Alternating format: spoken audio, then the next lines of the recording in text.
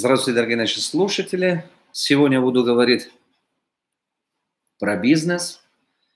Если у вас есть бизнес, и вы заинтересованный человек, который развивает свой бизнес, то, что сегодня буду говорить, очень сильно помогут для развития вашего бизнеса, особенно в тех условиях, которые сегодня происходят в данный момент в нашем рынке. Как вести бизнес и не бояться рисков. Очень много вопросов задают, очень постоянно вопросы, которые приходят ко мне касательно бизнеса, касательно рисков и так далее.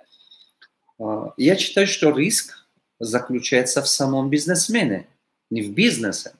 Я повторяю, риск заключается в самом человеке, который занимается бизнесом. Потому что я сам был такой, и я видел очень много людей, которые через это проходили. То есть получается, что не бизнес рискован, это сам человек рискованный.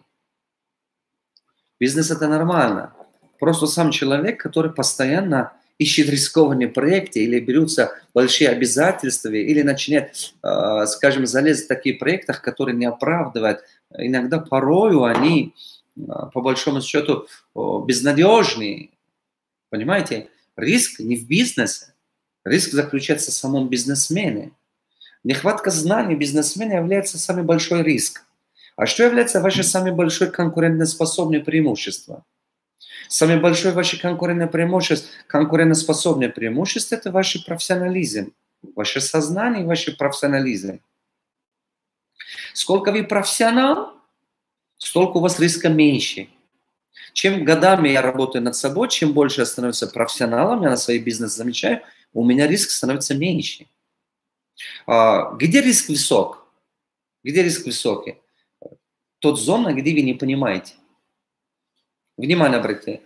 Вот. Я сейчас буду пару вещей сказать, внимательно послушайте, вы меня поймете. Граница достижения человека, вот эта граница достижения человека определяется уровнем его понимания. Граница достижения человека определяется уровень его понимания. То есть человек не способен выйти за пределы того, что он понимает. То есть, что ты понимаешь, ты то и делаешь. Человек не может достигать то, что он не понимает. То есть вы никогда не можете добиться того, сверх того, что вы понимаете. Поэтому человек всегда достигает и приносит в свою жизнь только то, что способен понимать. Теперь давайте делаем вывод. Давайте подумаем об этом, чтобы понять этого. Вот. Теперь, а вот эта зона безопасности, это там, где вы все хорошо знаете, где вы профессионал, где вы, можно сказать, изнутри делали много раз, и ваши навыки, ваши способности развиты в этом сфере. Поэтому вот зона безопасности там, где вы хорошо знаете. Но есть одна большая проблема. Проблема в том, что наши мечты и желания, наша цель, она всегда находится за пределами нашей зоны безопасности. То, что мы мечтаем, то, что мы хотим, это всегда находится за пределами зоны, где мы знаем.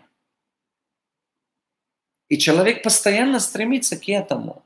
Поэтому, когда мы выходим за пределы, это, скажем, зона наших знаний, и мы попадаем в зону, где риск растет, риск очень растет. Риск действительно растет. Поэтому вот здесь очень важно, какой стратегию мы выбираем. Какую стратегию мы выбираем, это является самым главным показателем. С годами, теперь я прихожу к пониманию. Раньше у меня не было такого опыта понимания. Раньше как я делал? Я скажу вам, Довлатова, например, 20 лет назад или всего лишь 15 лет назад. Как я делал 15 лет назад? Я делал так. Вот есть идея, иди делай. Вот и пришел в голове какая-то идея. Я начинал действовать. Правда, я человек очень трудоголик. Есть идея, я начинал действовать. И самое интересное, я делал, и мои действия приводили к новым проблемам. Раньше проблема того, что было только денег не было. Теперь проблема с том, что и денег нет, и долги есть. Теперь два проблемы. Было вот такое. Теперь я начну с партнерами, с кем-то работать. Теперь раньше у меня была одна проблема, что у меня не было пассивного дохода или одна проблема, что хорошего бизнеса. А теперь появилась что еще проблема, это сам партнер проблема стал.